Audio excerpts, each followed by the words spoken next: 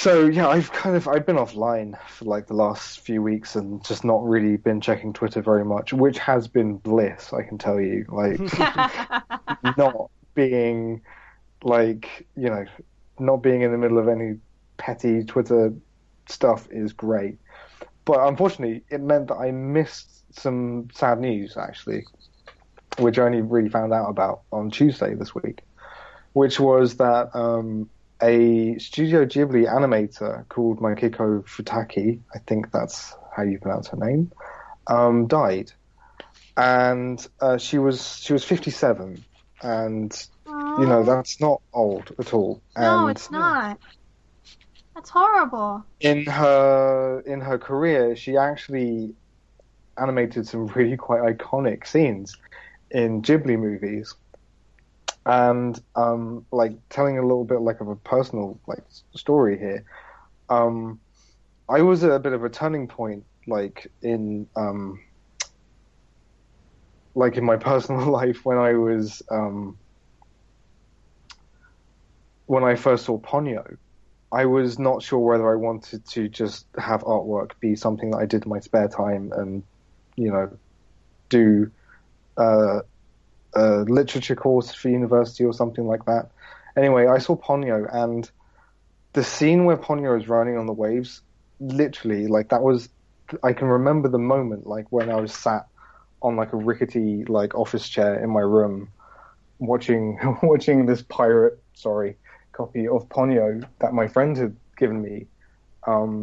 That I saw this animation and I went, oh, okay, that's fine. I know what I want to do now. I want to do this. I want to, like, if I draw and draw enough, then like if I get close to doing that, then that's fine. That's a good pursuit because the feeling the animation gave me was just like nothing I'd ever felt or seen before. It was I'd seen animation before and I had like loved, Disney stuff and like I said, Cartoon Network, Gendy Tarkovsky, stuff like that.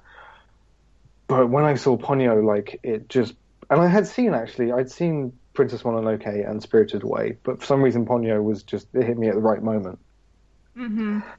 And this scene blew me away where Ponyo is running on the waves and like she does like a backflip and then there's this whole scene that follows where she's running on waves and the whole background is moving and everything on the screen is animated. It's like it's orchestral, like the way how everything is just sort of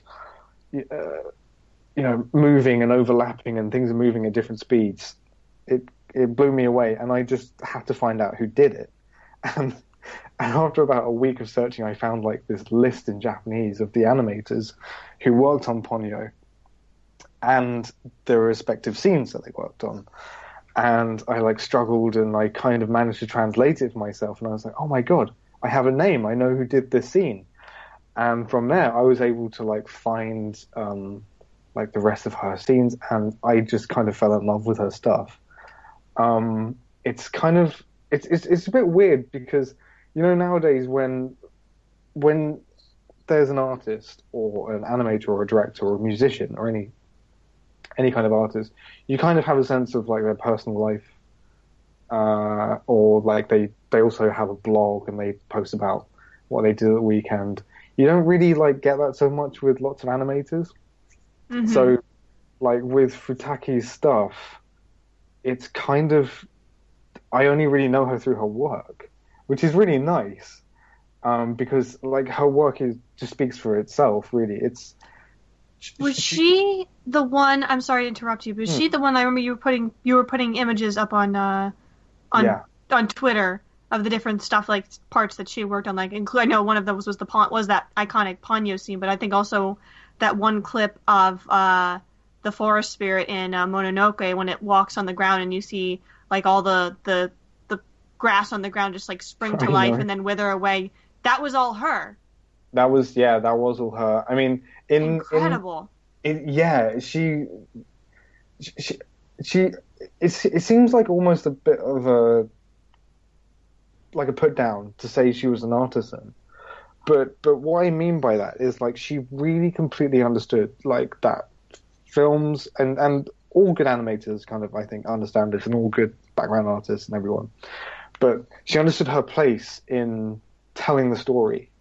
There was nothing about her work which was like trying to show off and, you know, put herself before the film, which is what you can sometimes see in Japanese animation. Actually, you can see a scene which is really trying to stand out, and the animator trying to do something, you know, with a personal like streak to it. But her stuff was always really, really on model, and just it was exquisite. And she basically she was one of like Miyazaki's favorites actually. Oh, really? She had a great. She was always so. Animators also tend to be cast to particular scenes, and she was always like doing pretty much, if there's a bird in a Ghibli movie and it's beautifully animated, she probably did it because she was an expert on birds. And as you were saying, Rachel, like with the scene in Princess Mononoke, like any plants or flowers, she probably drew. Like the scene in Totoro where they have the little shoots, and they're doing like the sort of like the summoning dance, and the where that the giant tree comes out of the ground. Yeah, that's hers. Oh wow! So she like really, and the thing is, like, if you pause like the films, each frame is just like such a complex, like almost needlessly complex drawing of a plant. You could tell she really, really loved, but in some ways more importantly, observed nature and really brought it like to the screen in a really honest way, which isn't. I mean, she obviously simplified her drawing somewhat, but they're not really cartoony. I mean, another one of her scenes which I love is in Laputa, Castle in the Sky, the scene where Pazu comes down in the morning and opens the cage where he's keeping all these doves. Oh, yes! I mean, that scene, if you look like at the individual drawings, they're these really delicate, and I mean seriously delicate drawings of these doves, where she's making sure that each feather is properly tapering in a very gentle way, and they move exactly like birds as well. They're not all necessarily like graceful heavenly things. They're a little bit vicious when Sheeta's like got a handful of seeds and they're all sort of like pecking her hand, and so she really understood like the complexity of nature in the way that I think people kind of understand Ghibli movies to be able to do, where there's like a fury to them and a beauty to them. Like another thing she animated was the forest god in Princess Mononoke, the giant blue thing that like a titan that sort of moves through. And she also animated the scene in Totoro where Mei meets Totoro. Oh, yep. So she has that under her belt. She has at the start of Kiki's Delivery Service, where she's just sitting there and the grass is blowing. This woman was amazing. Yeah, I know. Like these are like some of the more iconic like scenes out of each of these Ghibli films. Yeah, and That's so cool. Yeah, and so as I was sort of like getting into animation, I was kind of getting to learn different animators and everything. And when you get to like recognize animators' scenes, it's really exciting because there are certain things going on in their scenes which you can sort of identify them for because they'll be cast, like I said, to particular types of scenes. Kind of like what was the one animator from Disney that I've started noticing a lot more of his work? It was when he was working for Disney. It was Glenn Keane. Oh right, yeah. Yeah, yeah, kind of like that. Like you'd be able to like look at his animation, like stuff that he worked on, and be able to tell like, okay, you can tell he worked on this scene or that character by, like certain tells in their animation. yeah, absolutely, yeah, and it's a really exciting thing when you sort of you get to know someone's work like in that kind of quite intimate way. Mm-hmm. Oh, and another thing which you might be surprised that she animated was, sorry, I'm not just to give you a complete list, but I find it interesting. No, Uh, I find it interesting too. Go ahead. she also animated the giant when Tetsuo turns into like a giant flesh baby, Oh, basically. I was going to say about Akira because Yeah. Whoa. what happened was she passed away sort of about, I think it's the 13th of May. Sorry. Yeah. Yeah. And it was reported on like anime websites or Anime News Network and stuff. But then for some reason it got picked up like last weekend by, it started popping up everywhere, like on Mm, film websites and general mm, geek sites. I think one place must have picked up on it, like, and yeah. then it spread. And some of the places were saying Ghibli and Akira animator. And I was Yeah. like, oh, I didn't know that bit. No, no, no. I didn't know that actually about her until like a few years ago. But when you see those scenes, you go, oh yeah, she's sort of like moving things at different times, like the way she does. I don't know, like when the flowers are withering underneath the forest god's feet in in uh, in Princess Mononoke. So yeah, like her work really had a huge like effect on me because going through her stuff frame by frame, I really got to like appreciate the delicacy she has for like drawing flowers mainly. I think that was really her strongest suit was realistically like in as realistic a way that animation can manage to depict like the wind just blowing gently over plants and things. And anyway, so she was easily one of my all-time favorite animators. So I'm so pleased that like she got to do all those iconic scenes, and I thought it was worth mentioning what those scenes were because I noticed lots of news outlets that kind of picked it up, sort of said, "Oh yeah, she worked on this film," Mm. but it doesn't. You don't really know what that means. I don't think unless you'd just be doing guesswork about like what she did. Especially if yeah, exactly. If you can't like how you explained how you can link her work to certain bits of animation, like all the different moments that you said that she animated. Those are really impressive. If you really look at it, it's incredible.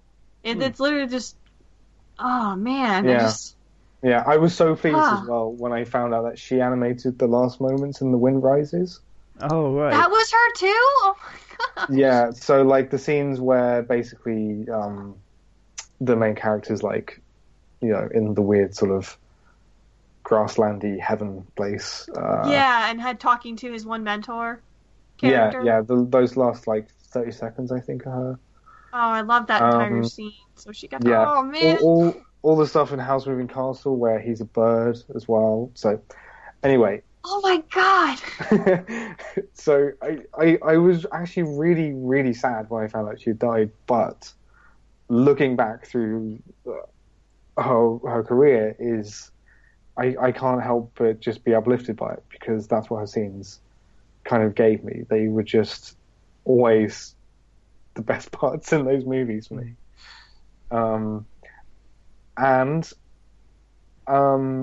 one scene that is probably like her most realistic scene in terms of just the sheer amount of detail was in a Takahata film.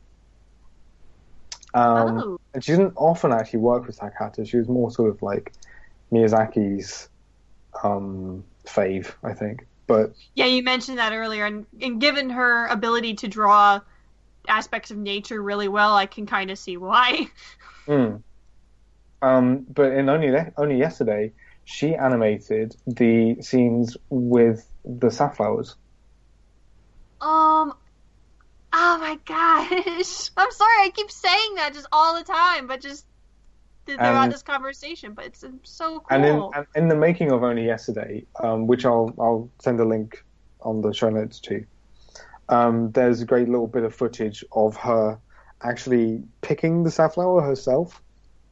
Wow. Barehanded to What? really feel the texture. And then spending like a year just drawing them. And I think it paid off.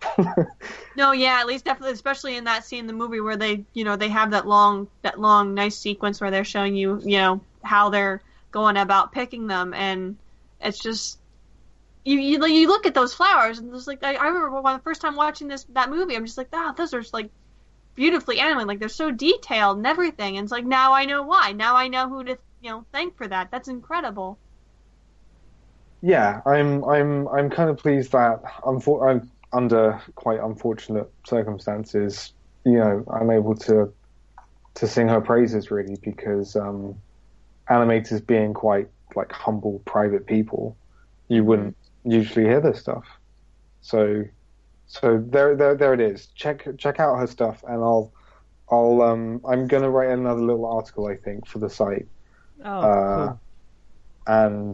And actually include some of the scenes if I can as GIFs or as video links. That'd be fantastic. Because I really want everyone to know about her. No, it totally should. Yeah, thanks so much for that. That was really, really enlightening, and I think paid fitting tribute to an awesome person. Agreed.